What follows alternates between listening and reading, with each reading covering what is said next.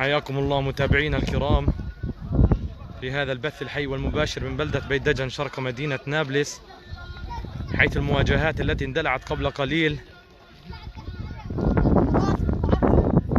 انطلقت مسيرة ضد البؤرة الاستيطانية المقامة على أراضي القرية، والآن مواجهات عنيفة تندلع في القرية،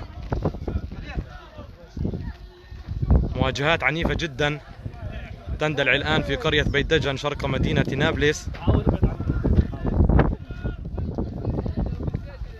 حيث خرجت مسيرة بالعشرات ضد البؤرة الاستيطانية المقامة على أراضي القرية.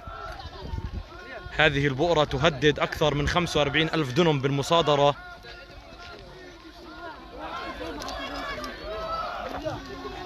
الآن بدأ المسيرة بالوصول إلى منطقة الأراضي المصادرة، واندلاع مواجهات عنيفة واحتشاد كبير لجنود الاحتلال في أراضي القرية في كل مكان.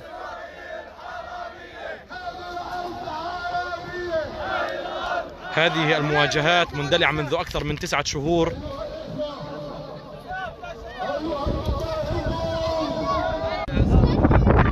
نعتذر عن انقطاع البث نتيجة خلل في الاتصال ورداءة جودة الاتصال. إذن الآن المسيرة في بيت دجن شرق مدينة نابلس، هذه المسيرة المستمرة منذ أكثر من 9 شهور احتجاجا على إقامة بؤرة استيطانية جديدة على أراضي القرية. هذه البؤرة تهدد أكثر من 45 ألف دنم بالمصادرة.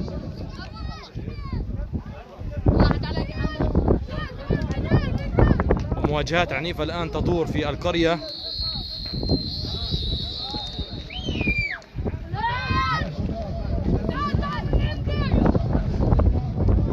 واحتشاد كبير لجنود الاحتلال في مناطق مختلفة.